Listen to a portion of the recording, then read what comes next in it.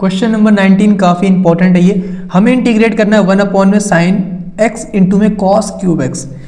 तो हम क्या कर सकते हैं, यहाँ पे आप देख पा रहे होगे साइन एक्स को टी मारने पे ना कोस कटेगा, ना कॉस एक्स को टी मारने पे ना साइन कटेगा। तो हमें कुछ ना कुछ जुगाड़ लगाना पड़ेगा। तो एक काम करते हैं, ऊपर 1 लिखा है, 1 को मैं ना sine square x plus cos square x लिख सकता हूँ। एक ही बात होगी ना, sine square theta plus cos square theta हमारा 1 होता है, ठीक है, एक ही बात है। और डिवाइड में क्या है, साइन एक्स इंटू में cos cube x d x.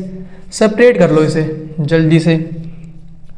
तो वैल्यू क्या मिलेगी सेपरेट करने के बाद, इंटीग्रेशन ऑफ, यहाँ पे है साइन स्क्वायर एक्स और डिवाइड में क्या है साइन एक्स इंटू में cos square x d x, फिर प्लस है integration of cos square x और डिवाइड में है साइन एक्स इंटू में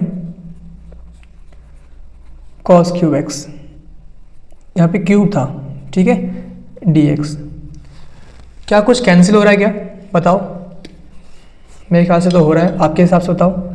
साइन से साइन गया, यहाँ पे क्या बचेगा, यहाँ पे बचेगा साइन, ऊपर एक साइन एक्स बचेगा और नीचे क्या बच गया कॉस क्यूब एक्स, मतलब कॉस एक्स इंटू में कॉस स्क्वायर एक्स, ठीक है, एक ही बात है ना। कॉस क्यूब एक्स को मैं ये लिख सकता हूँ, सेम यहाँ पे भी कर देते हैं।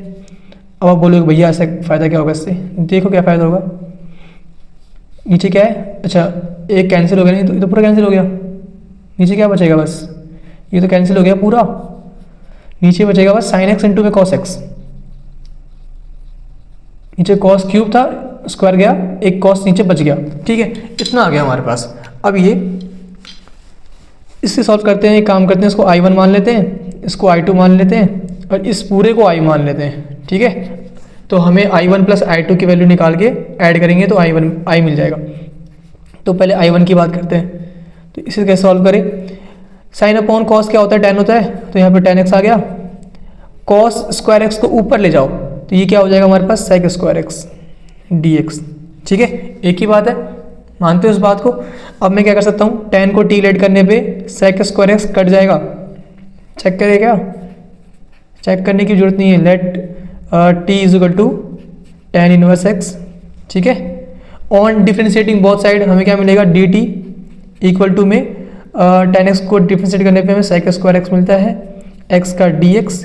तो हमें dx की वैल्यू क्या मिल गई, dt डिवाइड में सेक स्क्वायर एक्स, ओके। तो ये पुट कर दो इसमें I1 पे,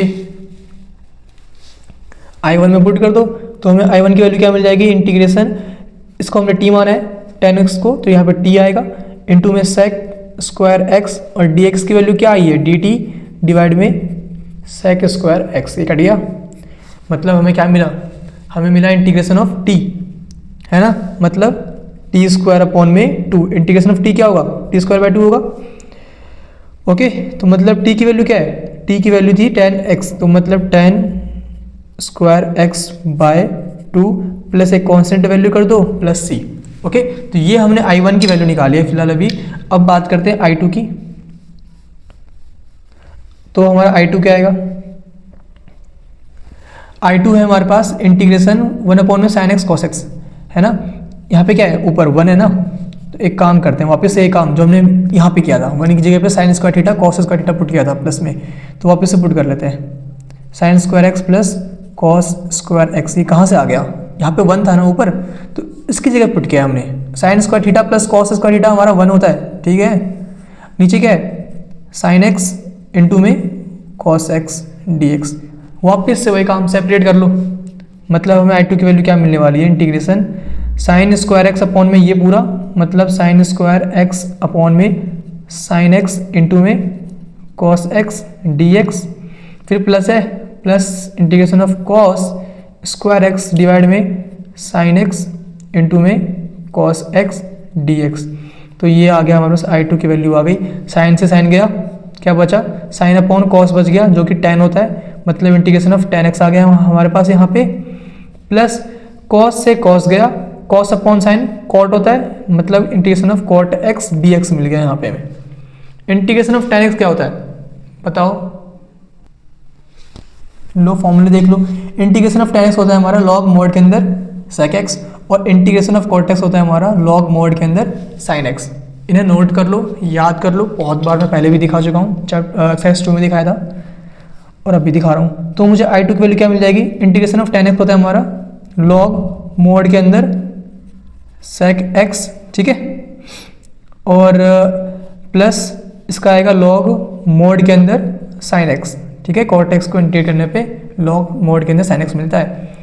थोड़ा सा सिंप्लीफाई कर लेते हैं, I2 is equal to log a plus log b हमारा क्या होता है, लॉग a इंटू बी, है ना, मतलब लॉग मोड के अंदर क्या आएगा हमारे पास sec x इंटू में sin x, है ना। कैसे हो गया ये, चैप्टर 5 में देख रखा होगा आपने कई बार। यहाँ लिख दूँ log a plus log b हमारा इक्वल होता है लॉग a इंटू बी के, ठीक है, लॉग a इंटू बी के। तो ये बात चैप्टर 5 की है, जहाँ पे आपने लॉग की प्रॉपर्टी देखी थी और पढ़ी थी। चैप्टर 5 किसकी बात कर रहा हूँ मैं, NCERT चैप्टर 5 की।